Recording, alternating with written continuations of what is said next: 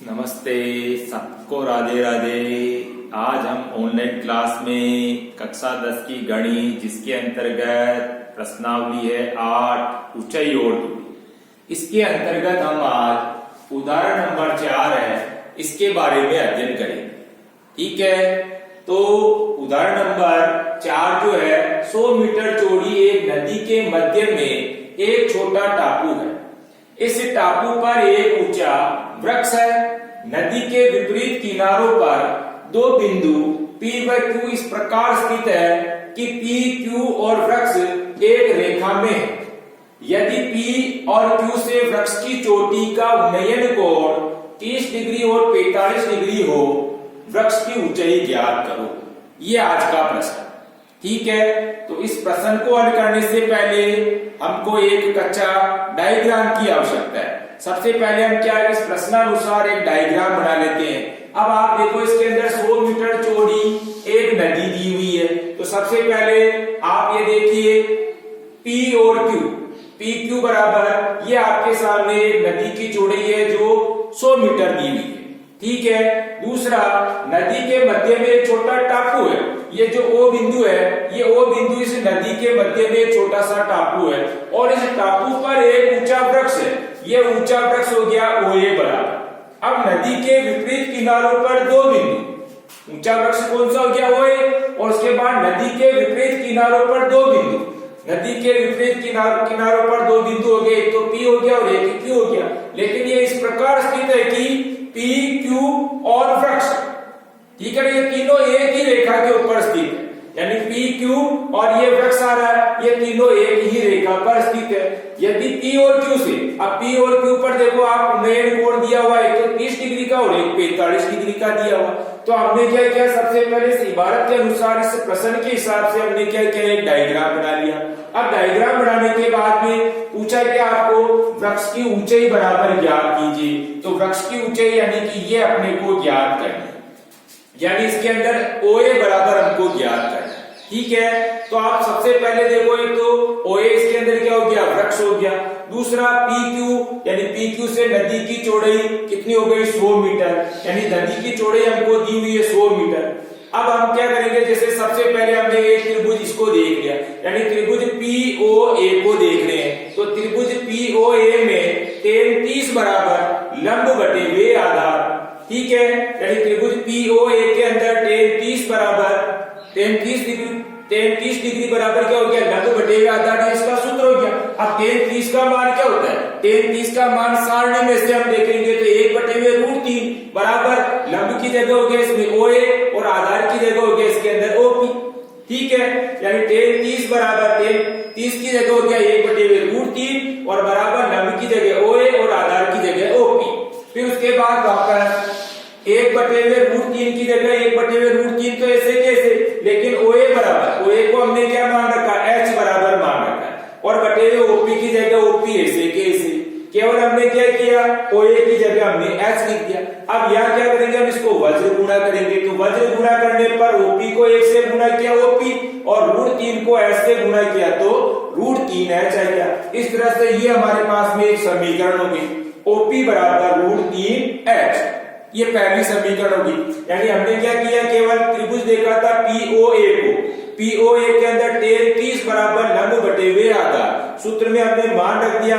मान रखने के बाद में हमारे पास में OP बराबर कितना हो गया, √3H, ये एक समीकरण होगी। इसी प्रकार हम क्या करेंगे, दूसरा त्रिभुज देखेंगे हम इस तरह से इसको, यानी त्रिभुज का नाम हो गया QOA। त्रिभुज QOA में हम tan 45 बराबर, अब tan 45 डिग्री बराबर होता है लंब बटे हुए आधार, सूत्र लिख दिया। अब tan 45 का मान वापस आने में देखेंगे तो tan 45 का मान 1 होता है, बराबर की जगह बराबर, लंब की जगह हो गया OA और आधार की जगह हो गया उसमें OQ। ठीक है, तो tan 45 की जगह 1 बराबर लंब की जगह OA और आधार की जगह OQ। ठीक है, वापस 1 की जगह 1 बराबर OA बराबर, OA को हमने क्या मान रखा है, H मान रखा है, तो हम OA की जगह लिखेंगे H और बटे हुए OQ ऐसे कैसे। अब यहाँ वापस क्या करेंगे, हम इसको वज्र गुणा करेंगे। तो वज्र गुणा करेंगे, OQ को 1 से गुणा किया तो OQ और 1 को H से गुणा किया तो बराबर क्या हो गया, H हो गया। यानी OQ बराबर क्या हो गया, H हो गया। इस तरह से ये हमारे पास में दूसरी समीकरण बन गई। दो समीकरण हो गए। पहले त्रिभुज POA को देखा तो इससे हमारे पास में पहली समीकरण ये बन गई OP बराबर √3H। फिर उसके बाद त्रिभुज देखा QOA दूसरा त्रिभुज, इससे हमारे पास में दूसरी समीकरण हो गई OQ बराबर H। अब ये दोनों समीकरण बनने के बाद हम क्या करेंगे, समीकरण 1 और समीकरण 2 को जोड़ेंगे, यानी समीकरण 1 और समीकरण 2 को जोड़ना, लेकिन जोड़ेंगे किनको, संगत पक्षों को जोड़ेंगे। संगत पक्ष का मतलब ये है कि बराबर के पहले वाले को बराबर के साथ में जोड़ना, फिर उसके बाद में दूसरे बराबर की ओर वाली को बराबर के साथ वाले में जोड़ना, ठीक है ना। संगत पक्षों को कहने का मतलब ये, यानी समीकरण 1 व 2 में क्या करेंगे, संगत पक्षों को जोड़ेंगे।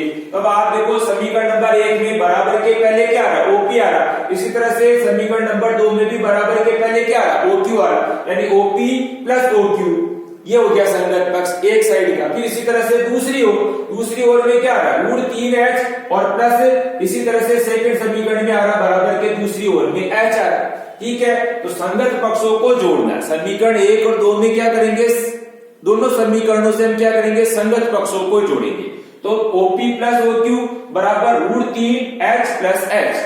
अब OP और OQ को जोड़ रहे हैं, OP तो ये और OQ ये, तो इससे क्या जुड़ गया, जोड़ने पर ये क्या बढ़ गया, PQ बढ़ गया। तो हम क्या करेंगे, OP प्लस OQ को जोड़ने पर PQ बराबर की जगह बराबर, इसके बाद में √3H और प्लस H, यहाँ हम क्या करेंगे, कॉमन निकाल लेंगे। तो कॉमन क्या निकल गया, यहाँ पर H कॉमन निकल गया, H कॉमन निकल गया तो बचा क्या हमारे पास, √3H में से H बाहर निकल गया, तो यहाँ पर √3 बच गया, प्लस की जगह प्लस मतलब H का भाग वापस H में देंगे तो क्या आएगा, 1 आएगा। तो इस तरह से हमारे पास में OP प्लस OQ को जोड़ने पर तो PQ आ गया, बराबर की जगह बराबर H कोष्टक √3 प्लस 1, ठीक है। √H मतलब H इसमें क्या है, H इसके अंदर कॉमन है, तो कॉमन निकलने के बाद हमारे पास में यहाँ क्या बच गए, √3 प्लस 1 बच गया, ठीक है। उसके बाद वापस PQ का मान हमारे पास में है, PQ यानी कि नदी की चौड़ाई हमको दी हुई कितनी, 100 मीटर दी हुई है, तो PQ की जगह लिखेंगे हम 100 और बराबर की जगह बराबर H कोष्टक √3 प्लस 1, ये ऐसे कैसे रह जाएगा। अब इसमें हमको H का मान ज्ञात करना, H बराबर क्या हो जाएगा, 100 बटे √3 प्लस 1, यानी ये संख्या क्या होगी, इसके बटे में चली जाएगी। तो H बराबर क्या हो गया, 100 बटे √3 प्लस 1 हो गया। अब H बराबर हर का परिमेयकरण करेंगे, तो हर का परिमेयकरण करेंगे तो क्या हो जाएगा, 100 बटे √3 प्लस 1। अब यहाँ प्लस का चिन्ह है, बटे में जो संख्या है ना √3 प्लस 1, तो इसका विपरीत चिन्ह से इसको गुणा करेंगे।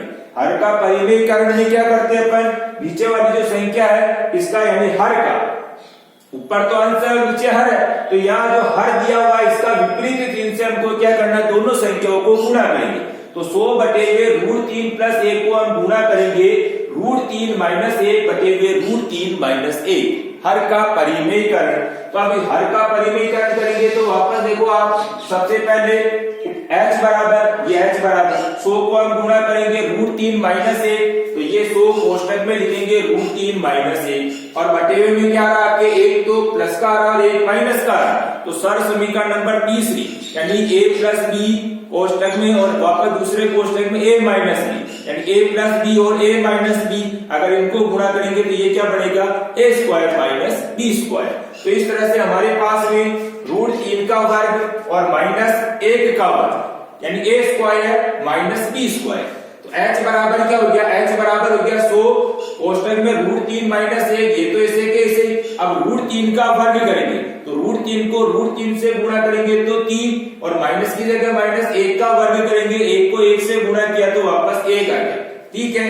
H बराबर ऐसे कैसे, 100 कोष्टक √3 माइनस 1, ऊपर वाली संख्या तो ऐसे कैसे, लेकिन 3 में से 1 निकल गया तो यहाँ क्या बच गया, 2 बच गया, और 2 से 100 को घटा कितनी बार, 50 बार कट गया। तो H बराबर क्या हो जाएगा, 50 कोष्टक √3 माइनस 1, लेकिन √3 का मान वापस अपने को ध्यान में, तो हम क्या करेंगे, √3 की जगह 1.732 इसमें से माइनस करेंगे 1, तो यहाँ हो जाएगा H बराबर 50 कोष्टक √3 की जगह क्या आ गया, 1.732 और माइनस 1 की जगह 1 है, वापस H की जगह H बराबर 50 की जगह 50, लेकिन 1.732 में से 1 को घटाएंगे तो हमारे पास क्या आ गया, 0.732।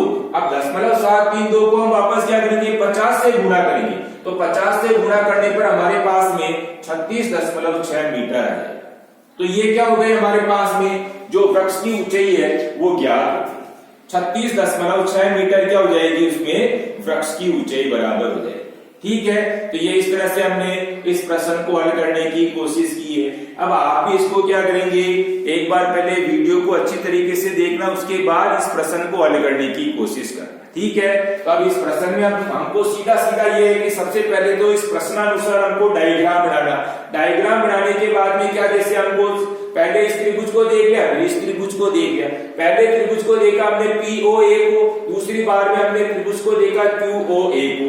दोनों त्रिभुज देखने के बाद में इस तरह से हमारे पास में दो समीकरणें बन गई, पहली समीकरण ये और दूसरी समीकरण ये। जब दो समीकरणें बन गई तो दोनों समीकरणों को हमने क्या किया, यहाँ पर जोड़ कर दिया। अब लेकिन जोड़ने में भी हमको ध्यान देना है, संगत पक्षों को जोड़ना, बराबर के एक तरफ को एक साथ जोड़ना और बराबर के दूसरी ओर को वापस उनको एक साथ जोड़ना। तो संगत पक्षों को यहाँ जोड़ दिया। जोड़ने के बाद में हमारे पास में h बराबर आया, h बराबर क्या आया, h बराबर 100/√3 + 1 आया। लेकिन वापस क्या कर रहे हैं अपन, हर का परिमेयकरण कर रहे हैं। तो हर का परिमेयकरण करने के बाद में इस तरह से हमारे पास में h का मान क्या आया, 36.6 मीटर। ठीक है, तो इस तरह से हमने इस प्रश्न को हल किया। आप भी इस प्रश्न को वापस क्या करेंगे, HW की कॉपी में बिना देखे हल करने की कोशिश करेंगे। ठीक है, HW बराबर हल करते रहना है। दूसरा, जिस तरह का प्रश्न आ रहा है उसके अकॉर्डिंग हमको डायग्राम बनाना।